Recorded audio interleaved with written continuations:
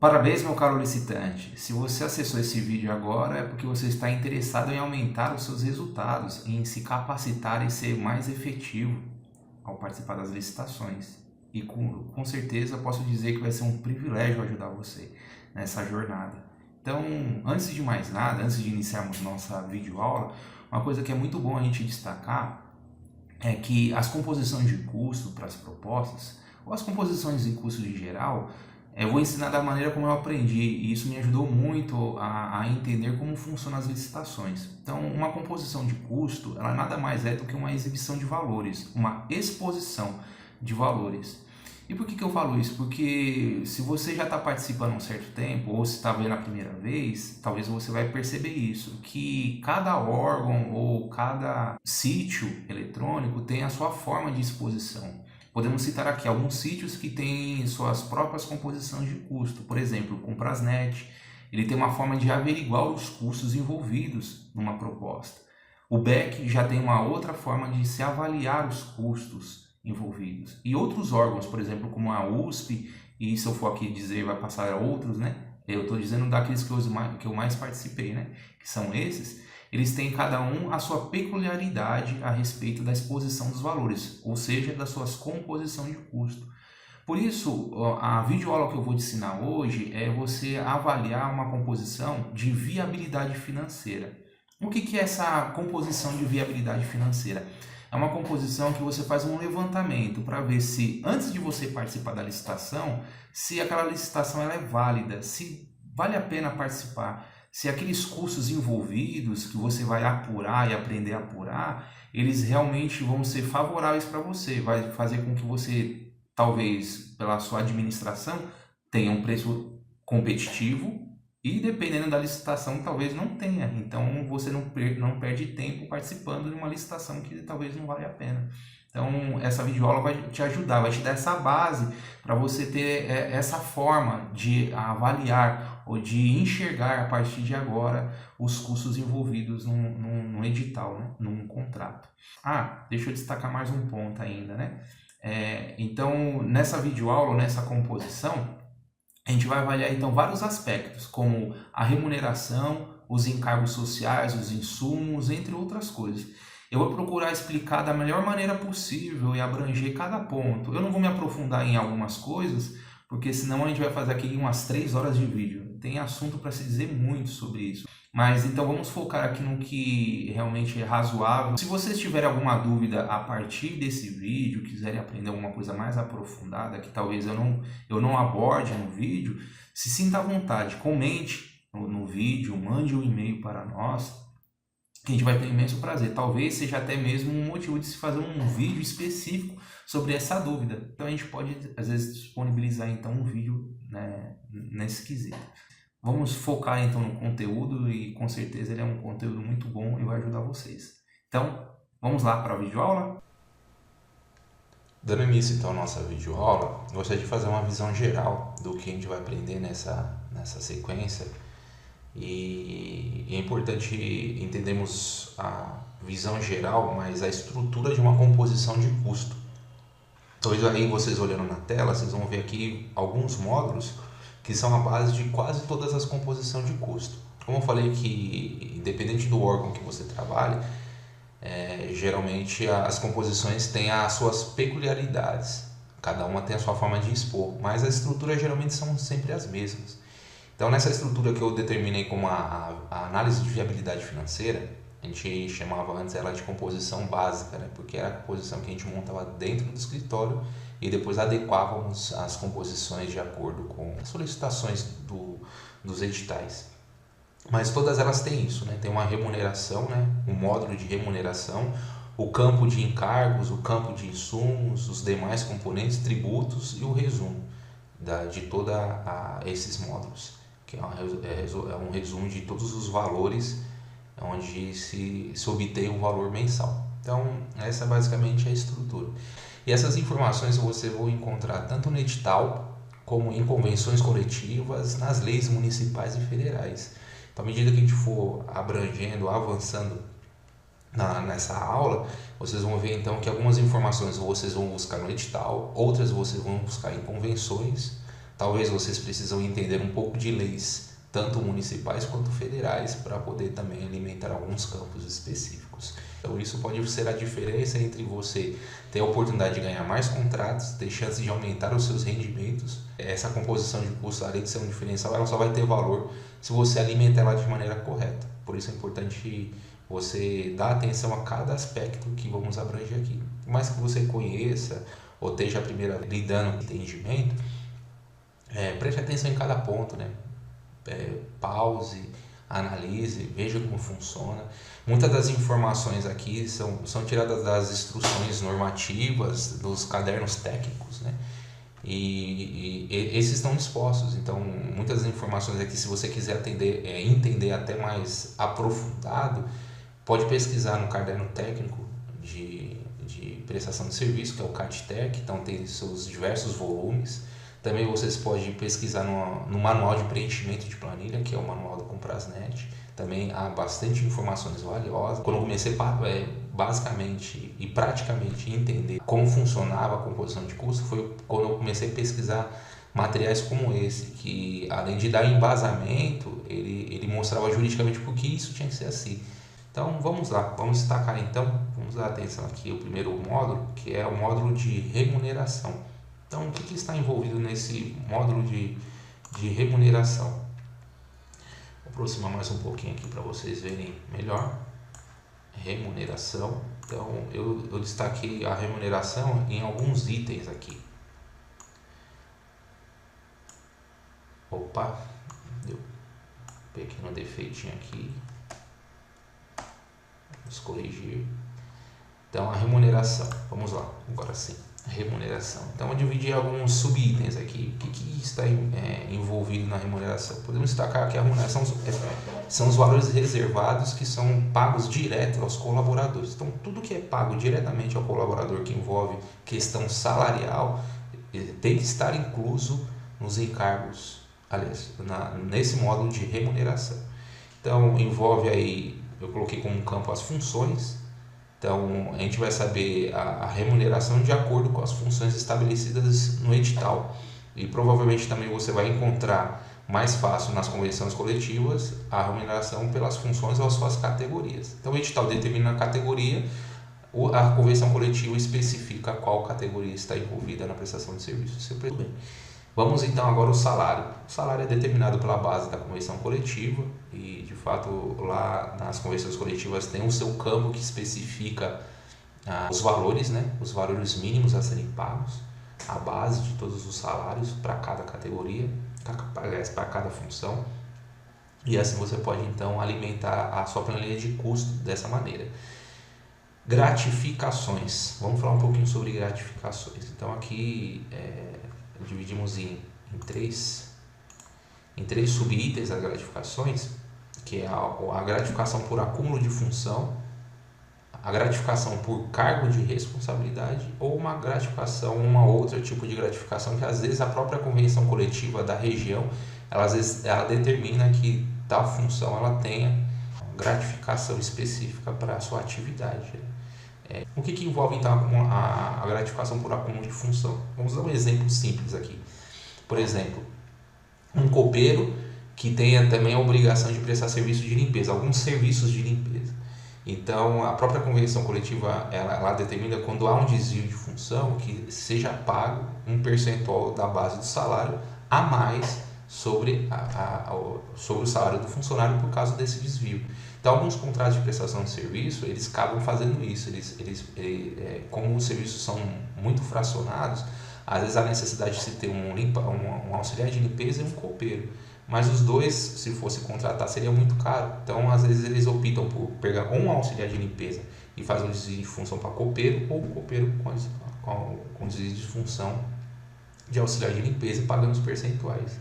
Às vezes é especificado isso em edital, às vezes é preciso ter um pouco de manha ou de macete e perceber que isso é um desvio. E até mesmo, às vezes, se isso não estiver bem claro no edital, é importante fazer um questionário ao pregoeiro ou à comissão permanente de licitação se realmente existe esse desvio de função e se isso pode ser incluso nas composições de custo. Mas, de qualquer forma, é sempre bom cotar, né? Então, destacamos aqui, então, até agora, categorias, salários e gratificações. Vamos falar de adicionais. Adicionais. Então, o que envolve os adicionais? Especifiquei 3 aqui, os principais, que é a insalubridade, periculosidade e adicional noturno. Então, às vezes, em algumas atividades, alguns tipos de função, ou algumas prestações de serviços, pode haver a necessidade de incluir adicionais de insalubridade para o colaborador. Por exemplo, quando o serviço é prestado em áreas hospitalares ou quando o serviço é exclusivamente realizado em banheiros públicos, há um grau de insalubridade para cada área dessa. Às vezes pode ser o grau mínimo e até mesmo o grau máximo. Só destacando que a insalubridade, a incidência do percentual de 20% incide sobre o salário mínimo nacional. Periculosidade já então, a incidência de periculosidade já diz, né? Há um risco à vida, há um risco de um acidente sério, a atividade em si corre um risco. Às vezes é estabelecido principalmente quando há trabalhos em alturas. Até mesmo o técnico de segurança do trabalho, nesse sentido, ele pode também avaliar e fazer uma análise para ver se também o serviço ele está incluso a insalubridade na prestação de serviço. Já o adicional noturno, ele envolve todas as atividades que são prestadas após as 22 horas da noite e vai até as 5 horas da manhã. Eu não vou me aprofundar, mas há diversos entendimentos diferentes, que às vezes o adicional noturno vai até o fim do expediente, chegando até mesmo no máximo às 7 horas da manhã, e há outros entendimentos que não, que é entre as 22 às 5. Mas aí cabe então o departamento jurídico da empresa ou o RH da sua empresa apurar essas informações, porque há um entendimento muito diversificado sobre isso. E sobre leis, aí já não é a minha especialidade, mas a gente, por ter já tanto tempo no mercado, alguns pregoeiros entendem que deve ser cobrado dessa forma, outros não. A gente adotava até mesmo para fazer um aprovisionamento na nossa empresa, de cotar das 22 horas até as 7 horas da manhã. Se não fosse usado, esses valores ficariam como lucro da empresa. Muito bem, e encerrando aqui, as horas extras também, elas fazem parte da remuneração. Alguns órgãos entendem que horas extras não são inclusas na remuneração. As horas extras é um adicional de salário, são valores salariais pagos em horas, elas precisam estar inclusas na remuneração por causa dos encargos sociais. Eu vou mostrar para vocês agora, vamos entrar aqui na planilha e mostrar basicamente isso. A gente está falando então sobre a questão da remuneração.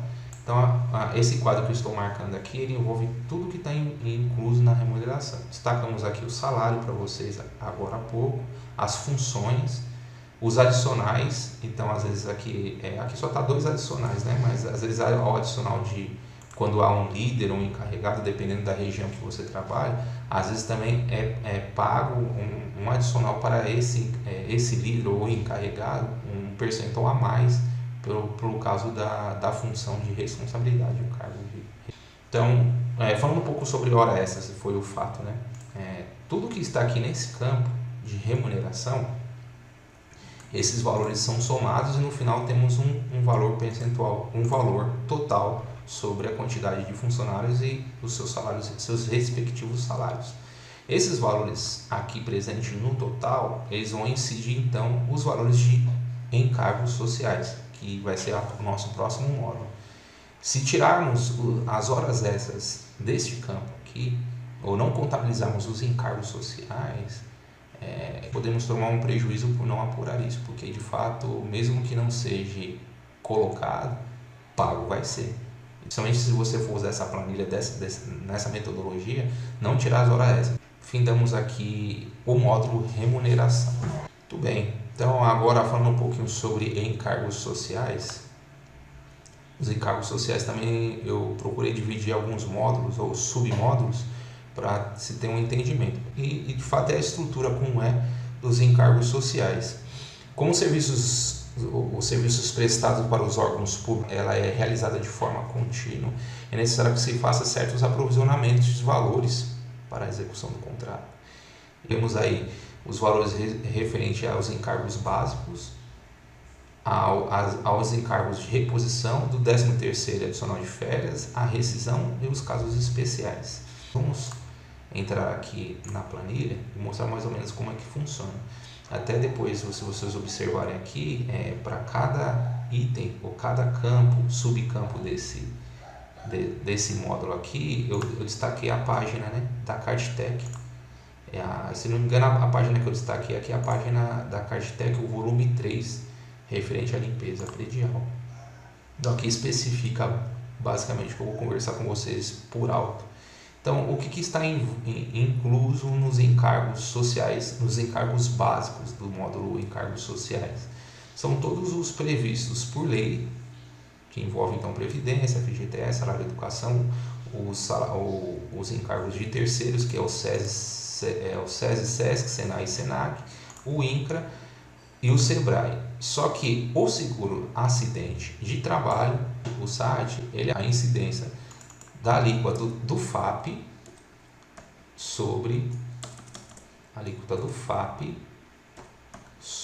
o RAT. O que é que significa essas siglas, né? E onde encontrar? Mas só destacando, e se vocês depois desejarem, pesquise sobre isso na internet, né? Pesquise por alíquota do FAP. Alíquota do FAP, como é que funciona. Então há diversos comentários, né, que é o fator acidentário de prevenção. Na verdade, isso é uma informação que o seu próprio contador ele vai ter, porque ele precisa ser lançado. Essas alíquotas, elas geralmente se encontram na GFIP, né, no lançamento da GFIP da empresa.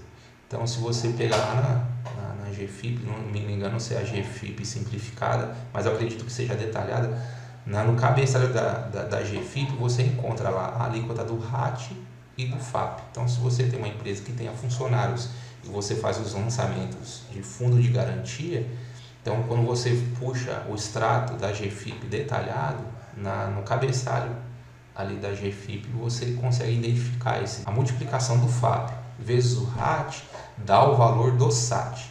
FAP vezes o RAT dá o SAT, para vocês lembrarem. E esse é o valor que deve ser lançado aqui. Esse valor pode variar de acordo com as alíquotas das empresas entre 1% até 6%.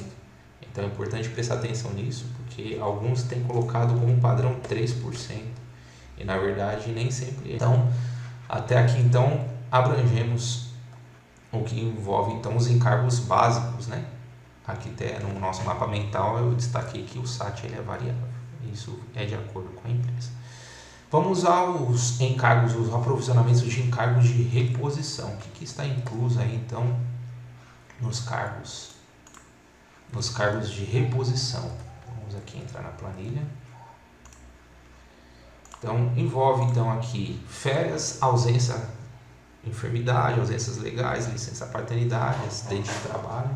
E a página 77 da Cardtech ela especifica como se chegou nesses percentuais.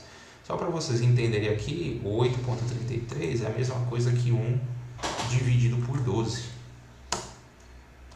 1 dividido por 12 igual a 1 dividido por 12. Então a gente chega, deixa eu só aqui que ele formatou como data, né? Vamos colocar como número.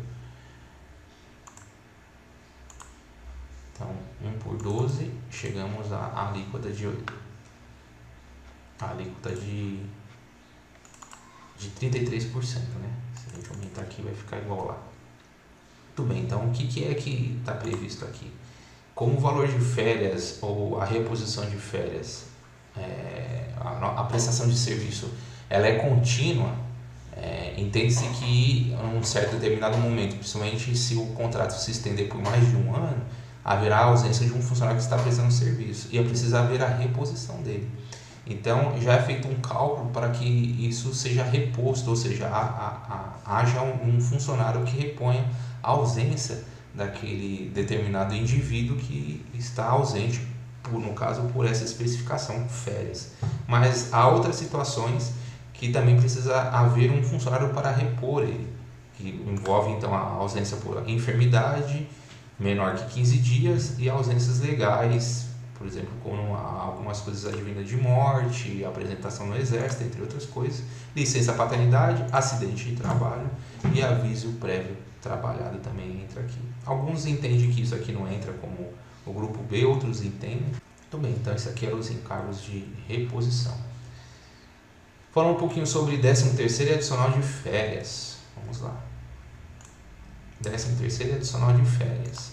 Também se segue o mesmo princípio de 1 dividido por 12, porque eles rateiam por 12 meses o valor pago do adicional do 13º. Então, podemos dizer assim que o governo separa 1/12 por mês, pagando até cumprir-se o valor total no final de dezembro. É assim que funciona a ideia da contabilidade nesse caso. E o adicional de férias, que é 1/3 desse mesmo valor. Então, aqui se incide os encargos, né? O aprovisionamento de encargos. Falamos sobre rescisão, então todas as informações ou todos os encargos previstos, aprovisionamentos de encargos previstos sobre rescisão, eles também têm os seus percentuais e são baseados em dados históricos e médicos de informações demográficas. Então, se você quiser aprender um pouco mais a fundo sobre o que está envolvido nisso, você pode pesquisar na página 78 da Cartec, que vai explicar como que se chegar em tais valores. Um detalhe que, embora aqueles são afixados, eles às vezes podem ser variáveis. Tudo que você for alterar na planilha que seja fora do padrão estabelecido por uma instrução normativa ou por um caderno técnico, é importante que haja devidas justificativas ou justificativas plausíveis. Então, se eu achar que eu posso reduzir nos encargos sociais e colocar 1%, é importante a gente seguir a mesma metodologia de exposição de valores ou de pesquisa que mostre que, no caso da nossa empresa, que é um caso particular, fora do censo demográfico, que realmente comprove que não é 1,33, no caso aqui, mas sim 1%. Importante ter essa ideia se você for fazer essa alteração, porque se você não conseguir justificar, provavelmente você pode ser desclassificado. Agora vamos aos casos especiais. Então, os casos especiais são as incidências que, no caso aqui, incidem sobre o FGTS, sobre a licença maternidade, o FGTS, a incidência do FGTS sobre acidente de trabalho, entre outras coisas. E as incidências cumulativas. Incidências cumulativas, que são as incidências que não foram previstas aqui. Lembrando que o grupo B, que envolve os encargos ou aprovisionamento de encargos de reposição, e o 13º não foram contabilizados os encargos básicos, e geralmente esses aqui são refletidos em funcionários e pagamentos para funcionários, os encargos básicos devem incidir sobre eles. E por isso, então, se tem a incidência cumulativa, até que fala aqui, grupo A vezes grupo B e C. Ou seja, ele está cobrando os encargos básicos sobre esses dois grupos aqui, o grupo B e o grupo C. Então, chegamos aí, então, ao fim do módulo encargos. Muito bem, o módulo insumos, então, envolve tudo que está agregado ao funcionário na prestação de serviço. Vamos destacar aqui algumas dessas coisas. Envolve, então, o vale transporte, o vale refeição, o vale alimentação, também as obrigações sindicais, como o plano de participação de lucros e resultados, o benefício social, familiar, sindical e natalidade. E destacando aqui, só excluindo o vale transporte, tanto o vale alimentação como o vale refeição, eles são determinados de acordo com a convenção coletiva, e também as obrigações sindicais, como já disse, também eles têm a ver com a convenção coletiva. Você vai achar todos esses valores especificados num campo da convenção coletiva. Um outro valor que está agregado e precisa ser aprovisionado nos insumos e tem a ver com os funcionários, tem a ver com os EPIs e uniformes, questão então de proteção. Então, há necessidade de se aprovisionar valores para tanto como uniformes e EPIs. Geralmente, os editais determinam a quantidade de uniformes que vai ser usada durante a prestação de serviço. E em suma, geralmente parte de 2 uniformes ou 2 conjuntos de uniforme a 3 conjuntos de uniforme a cada 6 meses. Isso é uma determinação até mesmo baseada na segurança do trabalho, que, por exemplo, se o custo do uniforme é em torno de, entre calça, bota é EPI, mas vamos colocar aí como uniforme, bota, calça, camisa, jaleco, gere um custo total de R$200, é importante então que você divida esse valor por 12,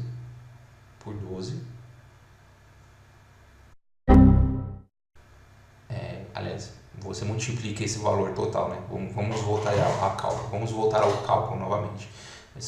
Vamos dizer que o custo total entre bota e uniforme de R$200, a gente vai multiplicar por 2 e dividir por 12. Por que por 2? Porque como a troca é a cada 6 meses, então se a gente contabilizou o custo de 6 meses, multiplicamos por 2 para dar 12 e dividimos esse valor por 12, onde vai chegar no custo unitário por funcionário, por funcionário no custo do uniforme. Isso ficou bem entendido? Então, custo dividido pelo período da troca, multiplicado pelo período da troca, dividido pela duração do contrato, no caso, 1 ano. Vamos aos materiais. Então, os materiais também parte de aprovisionamento e precisa ser contabilizado, e é onde às vezes fica o gargalo e onde pode ser o diferencial da empresa ao fazer suas reduções e ter seu preço competitivo, é a apuração dos custos e dos gastos. Algumas empresas às vezes optam falar assim, esse contrato é R$300 de material, mas R$300 baseado no quê? O Cardtech coloca lá que é 275. Detalhe, aqui mora uma atenção muito grande. É sempre importante fazer uma cotação sobre a lista que é colocada no edital. A maioria dos editais especificam o tipo de material, sendo ele básico, material de higiene, e as suas quantidades. Dedique tempo para cotar isso, dedique tempo para buscar o melhor preço com o melhor fornecedor. Nem sempre os melhores preços estão com os melhores fornecedores, então é importante ter isso em mente. Então pesquise os preços, informe os preços e divide o valor total dos materiais pela quantidade de funcionários. Entendeu? Então o que está incluso nos materiais básicos? Todos que envolvem diretamente a limpeza. Pode envolver álcool, cloro, desinfetante, entre outros materiais que são usados diretamente na limpeza. Já os materiais de higiene envolvem os materiais que geralmente os órgãos pedem para serem colocados, como papel higiênico, papel toalha e sabonete líquido, que são partes integrantes e são discriminados também. E principalmente quando tem material de higiene num contrato, numa prestação de serviço, geralmente o valor não é baixo. Então, se você estiver lendo, na medida que você estiver lendo o edital e você vê material de higiene, entenda, não dá para colocar um valor baixo. É necessário que se cote. Não desaperceba isso. Equipamento. Vamos falar sobre equipamento agora. Então, é muito importante também dar atenção aos equipamentos ou os equipamentos discriminados no edital. Alguns também procuram, às vezes, alguns concorrentes procuram fazer uma avaliação superficial das quantidades de materiais e especificações de equipamentos envolvidos. E é preciso tomar cuidado sobre isso também, porque até mesmo se a gente não souber fazer uma diferenciação entre o tipo de equipamento, por mais que ele tenha o mesmo nome, vamos citar aqui, por exemplo, uma enceradeira. Uma enceradeira pode custar entre 400 até 5 mil reais, dependendo da enceradeira. E se você não prevê qual enceradeira que está envolvida nessa prestação de serviço, você pode, às vezes, tomar um grande prejuízo ao dimensionar. O valor dos equipamentos, todo equipamento tem depreciação. Então, como é feita essa conta? O valor do material, o valor do equipamento é preciso ser depreciado pela durabilidade do equipamento e dividido pela quantidade de funcionário. E agora falando sobre outras situações. Então, o que envolve aí essas outras situações? Às vezes há certas peculiaridades que o próprio edital ou uma convenção coletiva traz atenção, que não entra nem em cargos sociais e nem em remuneração, que vai fazer parte dos insumos, que é muito importante de prever e aprovisionar. Então, demais componentes. O que envolve então os demais componentes? Então, tudo que está envolvido no gerenciamento do contrato. Então, envolve esse módulo, ele compõe as margens que o licitante vai determinar para gerenciar o contrato e também ter o seu lucro. Então, vamos falar sobre tributos agora. Tributos. O que prevê então tributos? Divide aqui os tributos em duas partes. Então, os tributos ele envolvem todas as obrigações referentes a pagamento de impostos, quer esses impostos sejam municipais, quer eles sejam federais. Então, eu dividi aqui em dois submódulos.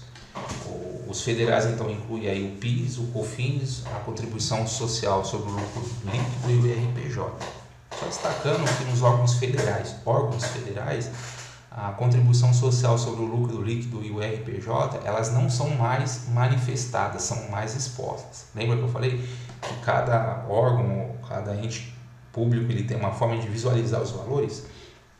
Então, já nos órgãos federais, principalmente no Comprasnet, esses valores jamais vão aparecer. Se eles forem mencionados, uma coisa é passível às vezes até de desclassificação ou de alteração, né? de correção. Mas eles não estão mais inclusos, eles têm um entendimento que agora não vou lembrar o motivo, mas há um entendimento do TCU que esses valores eles não podem mais serem expostos. Mas de qualquer forma, mesmo que eles não sejam expostos, eles são pagos. Então eles são variáveis, aqui conforme até diz o mapa mental, são variáveis de acordo com o regime de tributação. O que quer dizer isso? Então, dependendo do tipo de regime de tributação da sua empresa, esses valores podem alterar para mais ou para menos. E nesse aspecto, então, cabe ao seu contador determinar e te explicar qual é o regime de tributação da sua empresa. Se ele é pelo lucro presumido ou se o lucro da sua empresa é pelo lucro real. E, então, de acordo com a alteração desses valores, há uma alteração também na forma como é cobrada, né? A lei determina que haja essas alterações. Falando sobre os tributos municipais, no caso então de quem presta serviço, o ISS, Imposto sobre Serviço, você pode então encontrar esse imposto e pesquisar eles nos códigos tributários da cidade. Então, à medida que você for identificar, e isso varia muito, né? O teto é 5%, mas ele pode variar. São Paulo, por exemplo, ainda até o momento desse vídeo aqui é 2% para limpeza, né? Isso pode variar dependendo da prestação de serviço. Se for segurança privada, portaria, seção de mão de obra, como é recepção, entre outras coisas, há outros valores e precisam ser pesquisados no código tributário da cidade. Se você tiver dificuldade de pesquisar o código tributário da cidade, basta então ligar na prefeitura da cidade, geralmente na Secretaria de Finanças, e identificar então a alíquota que é prevista. O resumo então é a consolidação dos valores obtidos de cada módulo, compondo por sua vez o custo de mão de obra por empregado vinculado então à execução da contratual. O que queremos dizer com essa frase meio estranha que eu escrevi agora aqui? Mas é o resumo geral de todos os valores. Então aqui a gente resume o que está envolvido na mão de obra, nos encargos sociais, nos insumos, nos demais componentes e nos tributos. E somado todos esses valores temos a soma total mensal. Só um detalhe, até acabei deixando passar batido, mas falando um pouquinho sobre tributos, principalmente se você vai mexer com planilha de Excel, é muito importante fazer isso. Os tributos, eles geralmente são contabilizados, ou os percentuais dos tributos, eles incidem sobre o valor mensal. Até aqui na planilha, se vocês tiverem ver, acredito que vai estar bem exposto aí no vídeo, os valores eles incidem sobre o valor mensal, mas você percebe que um valor ele está sendo feito antes de uma célula. Então, como isso pode dar, né? Se você for fazer isso matematicamente, pode dar um erro, né? Que você está fazendo uma conta anterior sobre um valor futuro, né? Mas quando a gente não habilita um certo campo do Excel, essa conta dá errada. Ela não faz uma conta correta. Então, toda vez que você estiver fazendo esse tipo de conta nessa previsão aqui, é muito importante você vir aqui em arquivos, opções, fórmulas, habilitar cálculo interativo. Às vezes acontece de você estar usando o Excel, aí aparece uma barrinha aqui, uma barrinha azul atravessando aqui, cortando todas as células, né? E mostrando aqui que está algum erro aqui diferente. Geralmente quando aparece isso é porque esse campo aqui da fórmula ele está desabilitado, que é o chamado cálculo interativo. Ele faz como se fosse um cálculo circular e consegue então fazer a apuração. Os impostos, principalmente, eles precisam serem calculados com esse campo habilitado, né? Esse campo aí da fórmula desabilitado. E, enfim, então chegamos agora à última parte da nossa aula. Enfim, chegamos ao fim. Temos aí praticamente quase 50 minutos de aula. É bastante tempo. Então vamos falar um pouquinho sobre viabilidade. O que é a viabilidade? Eu falo que é um diferencial dessa planilha. É a questão da viabilidade. O que ela faz? Ela é essencial para estimar as medidas adotadas e antecipadas de redução de valores. O que queremos dizer com isso? Então, tendo em vista que essa planilha auxilia você no seu planejamento, na sua estratégia de competição, então nada mais é do que você ver. Será que esse edital que eu estou participando, ele é vantajoso? Como que você vai saber isso? Então, à medida que você pesquisa o edital, geralmente, não todas as vezes, os valores estimativos do edital ou as dotações orçamentárias já estão expostas dentro do edital. Então, com esses valores em mãos, você sabe o quanto o governo está disposto a pagar por aquela prestação de serviço. O que acontece numa licitação? Você vai dar o melhor preço. Então, entre o seu preço ou os seus gastos que você apurou e o valor estimativo, para ter uma boa competitividade, precisa ter uma boa gordura. Então, para haver uma boa disputa. Então, essa planilha de viabilidade, ela vai mostrar exatamente isso. Até aqui tem um exemplo, né? Que está sendo citado. Então, eu fiz todos os lançamentos, lancei aqui a quantidade. Vamos dizer que nessa prestação de serviço que eu estou fazendo aqui de forma exemplificativa, tem um servente, um líder que tem esses custos, que teve os encargos, que teve essa quantidade de material, quantidade de obrigações sindicais, com esse meu lucro, esse meu percentual de despesa administrativa, meu lucro e meus impostos aqui citados. E eu cheguei então a um valor total mensal de R$10.178,40. Só que o valor que o órgão está disposto a me pagar por mês é R$10.000. R$10.000. Meu custo está acima da quantidade que o pregão está disposto a pagar. Então, isso aqui é como fala, o orçamento estimativo. Pode até descer mais ainda. Então, eu já sei que nessa licitação, para mim não compensa participar. Antecipadamente, eu já sei que não vale a pena eu dedicar esforço para me participar nesse edital, porque ele não é rentável. Mas vamos dizer aqui que tenha 20 mil, praticamente o dobro. Então, já lá o balizador, né, ou o estudo de viabilidade me diz que eu tenho uma grande gordura. Então, dá para me entrar com uma boa margem de competição. E eu consigo reduzir até um ponto que não seja, conforme de título lá, né, que não seja prejudicial para mim. Então, quando a gente usa essa planilha, a gente consegue ver, por exemplo, por que está tão diferente o preço? Porque se eles fizeram um orçamento estimativo nesse valor, por que a minha projeção aqui deu até mesmo o dobro? Alguma coisa está errada. Será que é o edital que está errado? Será que é a minha composição que está errada? Consegue então analisar agora porque uma planilha de análise financeira ela é muito importante na busca de novos contratos. Então, a gente deixa agora aqui agradecer você por estar conosco até agora. Se você desejar entender mais algum aspecto ou tiver dúvida, alguma coisa que eu não tenha falado e até mesmo não tenha exposto de maneira correta, não fique inibido, né? Use as redes sociais, faça um comentário aí na aba de comentários, que a gente vai ver todos os comentários, vamos procurar responder e até mesmo, dependendo da quantidade de comentários direcionados talvez a uma situação que ficou mal explicada ou não abrangida, a gente faz um vídeo específico, tá bom? Então, agradecemos e nos vemos então numa próxima aula ou num próximo post. Até mais. Muito bem, chegamos então ao fim da nossa videoaula. Queremos parabenizar você por me suportar por 50 minutos, e isso não é fácil, queremos elogiar você por essa determinação, mas que você então possa tirar proveito desse conteúdo que disponibilizamos. A planilha de curso ela é essencial, como vimos, para analisar qual o melhor contrato vale a pena participar. A partir de agora, então, aprimorando cada vez mais a sua técnica, você vai ver se realmente vale a pena participar naquela licitação ou se você vai focar suas energias ou a sua concentração em outro contrato que seja mais vantajoso. Analisando antecipadamente os custos envolvidos no edital, você consegue segmentar o que realmente vale a pena e o que pode ser descartado. Então, que você tire proveito, que possa sim aprimorar cada vez mais. Lembrando, um bom planejamento, uma estratégia, uma metodologia são essenciais para aumentar os seus ganhos, aumentar os seus rendimentos.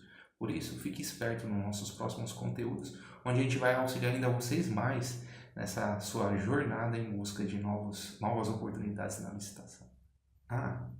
Lembrando-se que estamos falando da planilha de custo, eu vou mandar um e-mail para vocês logo mais, aguardem aí, observe na sua caixa de e-mail, vou disponibilizar essa videoaula para vocês poderem rever e também um arquivo dessa planilha para vocês poderem então fazer as suas edições, fazer as suas composições e poderem então avaliar melhor o mercado. Isso com certeza vai ser de grande valor e espero que vocês possam tirar um proveito desse conteúdo aí disponibilizado. Então, até mais, aguardamos você aí nos próximos vídeos.